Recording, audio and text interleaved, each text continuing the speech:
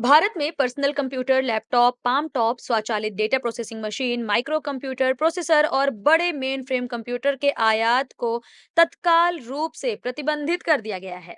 विदेश व्यापार महानिदेशालय ने 3 अगस्त को एक अधिसूचना जारी करते हुए बताया कि HSN कोड 8471 की 7 श्रेणियों के तहत कंप्यूटर और दूसरी वस्तुओं के आयात को प्रतिबंधित किया गया है। लेकिन ये प्रतिबंध बैगेज नियमों के तहत आयात पर लागू नहीं होगा। यानी अगर कोई भी विदेश से अपने बैगेज के साथ कंप्यूटर लाता है तो वो अनुमत होगा। नए नियमों का इम्पैक्ट कुछ चीजों के महंगे होने में रिफ्लेक्ट कर सकता है।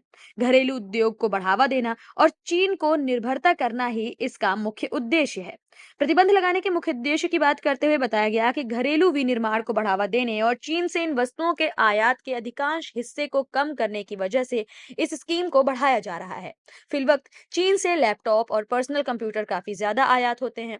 अधिसूचना में कहा गया कि HSN 8741 के तहत आने वाले laptop, tablet, all in one personal computer और ultra small form factor computer और सरवत का आयात प्रतिबंधित होगा और प्रतिबंधित आयात के लिए वैध लाइसेंस के खिलाफ उनके आयात की अनुमति होगी। इसके अलावा एक laptop, tablet, all in one personal computer या अल्ट्रा स्मॉल फॉर्म कंप्यूटर के आयात के लिए आयात लाइसेंस आवश्यकताओं से छूट दी गई है, जिसमें डाक या कुरियर के जरिए ई-कॉमर्स पोर्टल से खरीदे गए कंप्यूटर भी शामिल हैं। इसमें कहा गया कि आयात पर लागू शुल्क का भुगतान करना होगा। अगर लैपटॉप, टैबलेट या फिर बताए गए किन्हीं भी चीजों को आयात करना है तो लाइसेंस आवश्यकताओं से छूट दी गई है। Research and development, testing, benchmarking और वैल्यूएशन, मरम्मत और री एक्सपोर्ट और उत्पाद डेवलपमेंट उद्देश्यों के उद्देश्य से सरकार ने प्रति खेप 20 वस्तुओं तक आयात के लिए लाइसेंस से छूट दी है।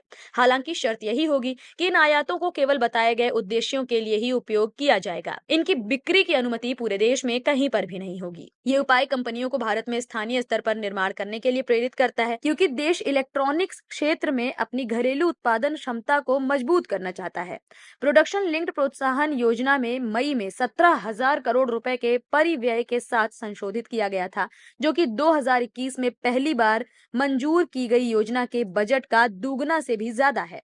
आयात में सबसे ज्यादा हिस्सेदारी लैपटॉप और पाम टॉप सहित पर्सनल कंप्यूटर की श्रेणी में है, जिसके तहत इस साल अप्रैल मई में चीन से आयात 558.36 मिलियन डॉलर रहा, जबकि एक साल पहले की अवधि में ये 618.26 मिलियन डॉलर था। भारत के पर्सनल कंप्यूटर, लैपटॉप के आयात में चीन की हिस्सेदारी लगभग 70 से 80% है। लिहाजा इस पर रोक लगाने के लिए इन नियमों का लागू होना काफी ज्यादा जरूरी है।